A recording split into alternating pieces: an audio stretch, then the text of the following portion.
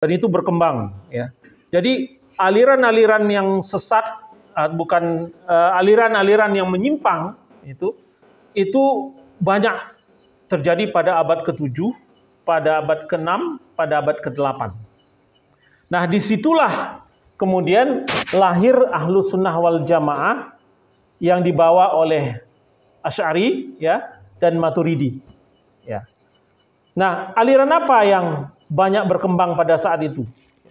Yang dominan itu yang paling besar itu adalah dua, yaitu adalah Mu'tazilah dan Qadariyah. Mu'tazilah ini disebut juga dengan Jabariyah. Jabariyah, Mu'tazilah, dan Qadariyah. Ini yang besar, ya. Ini yang besar.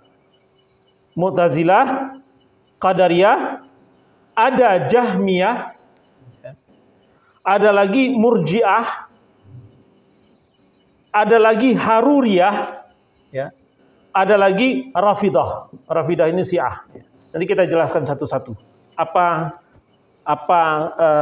aliran-aliran ini. Tapi yang paling besar, yang paling dominan itu adalah Mu'tazilah dan Qadariyah. Mu'tazilah dan Qadariyah. Mu'tazilah dan Qadariyah. Ya. Itu yang paling besar. Nah, kita lihat satu-satu dulu. Mu'tazilah. Apa yang difahami oleh Mu'tazilah ini? Pemahaman seperti apa Mu'tazilah ini? Ya. Yang pertama adalah kaum Mu'tazilah ini menolak pandangan dan penjelasan perihal melihat Allah nanti di akhirat dengan mata kepala sendiri. Ini hadis-hadis tentang keterangan ini, ayat tentang ini, dan keterangan tentang ini banyak sekali. Tetapi itu semua ditolak oleh Mu'tazilah. Bahwa nanti di surga, umat Islam, umat yang masuk ke dalam surga, itu akan diperbolehkan melihat Allah dengan mata kepalanya. Ini Ahlus Sunnah wal Jamaah sangat memahami, meyakini ini, ya. Mu'tazilah tidak meyakini ini, ya. Itu yang pertama. Kemudian Mu'tazilah ini menolak konsep syafaat yang nanti diberikan oleh Rasulullah SAW. Jadi menurut Mu'tazilah nggak ada itu syafaat dari Rasulullah itu. Kalau Ahlus Sunnah wal Jamaah mengatakan bahwa Rasulullah itu punya nanti satu syafaat, yaitu doa yang tidak disampaikan oleh Rasulullah selama di dunia, yang ditahan oleh Rasulullah, nanti akan disampaikan di yaumil akhir, yaitu syafaat. Jadi Rasulullah akan memberikan syafaat kepada umat Islam, umatnya, ya, dalam bentuk syafaat. Nah, Mu'tazilah meyakini bahwa syafaat ini tidak. Ya. Itu yang kedua. Kemudian yang ketiga, Mu'tazilah ini meyakini bahwa tidak ada siksa kubur. Ya. Mu'tazilah meyakini tidak ada siksa kubur. Jadi tidak ada siksa kubur bagi pemahaman Mu'tazilah. Jadi orang yang meninggal, ya sudah meninggal. Nanti dihisab di yaumil akhir saja. Tapi tidak ada hisab kubur. Sementara banyak sekali ayat-ayat dan hadis-hadis Rasulullah yang menjelaskan tentang siksa kubur. Banyak sekali. Nanti setelah kita masuk ke dalam pembahasan akidahnya, kita akan secara detail menjelaskan ini. Kemudian yang keempat adalah Mu'tazilah ini meyakini bahwa Al-Quran itu adalah makhluk, ya, bukan kalamullah, bukan kalam Allah. Jadi, ya, Al-Quran itu dianggap adalah makhluk, buatan. Kemudian itu bukan wahyu Allah. Nah, ini yang ada di Zaitun sekarang kan, Panji Gumilang yang bilang begitu. Nah, ini adalah Mu'tazilah. Paham Mu'tazilah yang diambil bahwa Al-Quran itu bukan kalamullah, bukan wahyu Allah, tetapi adalah kalimat atau disebut dengan makhluk, ciptaan, baik itu ciptaan manusia atau ciptaan siapa saja. Kenapa? Karena dia tidak didapatkan langsung, tidak dalam bentuk tulisan, diwahyukan kepada Rasulullah, kemudian Rasulullah mendiktekan, kemudian dicatat oleh para sahabat, kemudian nanti dikumpulkan. Nah, ini kita sudah bahas lama ya, tentang kodifikasi pembukuan Al-Quran. Nah, ini di dalam aliran Mu'tazilah itu tidak diyakini, sehingga mereka menyebut bahwa Al-Quran itu adalah makhluk, ciptaan, buatan. Konsekuensinya apa? Oh, banyak sekali turunan konsekuensi daripada ini. Al-Quran itu bisa salah, ya. Al-Quran itu bisa tidak berlaku pada zaman-zaman tertentu. Nah, inilah yang muncul sekarang ya. Mereka memahami bahwa Al-Quran itu sudah lewat masanya. Karena apa? Karena dia tidak buatan, karena dia buatan makhluk. Jadi bukan kalamullah. Sehingga Al-Quran itu bukan sesuatu yang suci. Ya, bukan sesuatu yang suci. Karena apa? Karena dia adalah makhluk. Ya. Kemudian yang kelima, yang mendasar dari Mu'tazilah ini adalah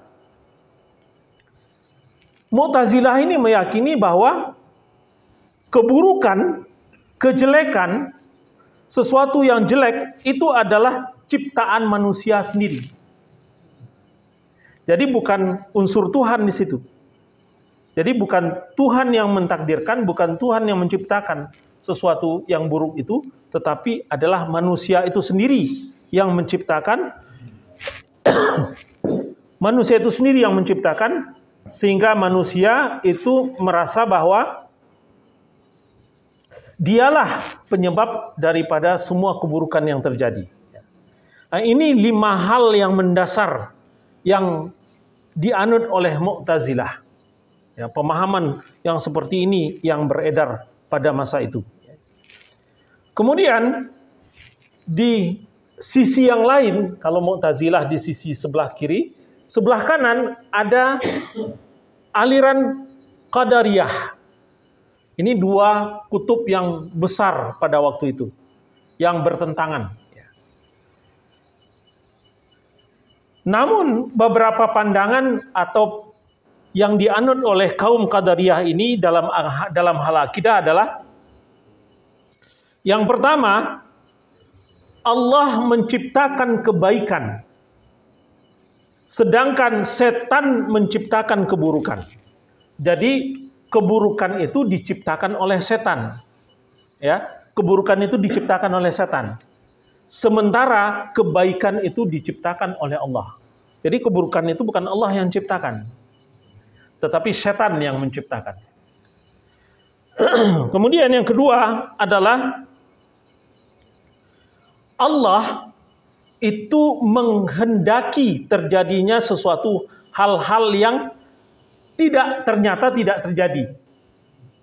Dan Allah juga sebaliknya, Allah juga tidak menghendaki hal-hal yang pada akhirnya terjadi. Jadi gini, takdir Allah itu bisa saja tidak berlaku. Intinya begitu. Kehendak Allah itu bisa saja tidak berlaku. Kehendak Allah di satu sisi, ternyata yang terjadi yang lain. Atau kehendak Allah sesuatu itu tidak terjadi, tetapi dengan berbagai macam cara bisa saja terjadi. Ini yang difahami oleh Qadariyah, ya. Jadi Allah itu bisa saja dia apa yang sudah ditakdirkan oleh Allah itu tidak terjadi, ya. Kemudian yang ketiga yang mendasar adalah keyakinan orang Qadariyah ini mirip dengan kaum Majusi. Kaum Majusi yang menyembah api, ya. Sehingga di kalangan orang-orang tauhid disebut bahwa kaum Qadariyah ini adalah Majusinya Islam. Kaum Majusinya Islam. Kemudian yang keempat yang mendasar adalah pelaku maksiat pasti masuk ke dalam neraka dan dia kekal di dalamnya. Jadi orang yang melakukan maksiat itu kekal di dalam neraka. Jadi bukan proses untuk mencuci, ya, tetapi orang yang melakukan maksiat itu dia masuk ke dalam neraka, kemudian dia kekal di dalam neraka. Konsep Islam kan lain, bahwa orang yang di neraka itu bisa jadi nantinya di penghujungnya dia akan masuk ke dalam surga setelah dia mencuci bersih dosa-dosanya. Kalau di dalam hatinya, di dalam kolbunya masih ada setitik iman, maka ujungnya nanti dia akan masuk ke dalam surga. Nah, orang Qadariyah berpendapat bahwa orang yang sudah melakukan maksiat itu dia kekal di dalam neraka. Kemudian aliran Qadariyah ini bertolak belakang dengan aliran Mu'tazilah tadi, bahwa menolak bahwa Allah mempunyai wajah, tangan, mata, ilmu, dan kekuatan. Padahal di dalam ayatnya ada, ya, di dalam ayatnya ada, di dalam hadis banyak. Nah, ini ditolak oleh Qadariyah. Jadi ini 5 hal yang mendasar yang dianut oleh aliran Qadariyah.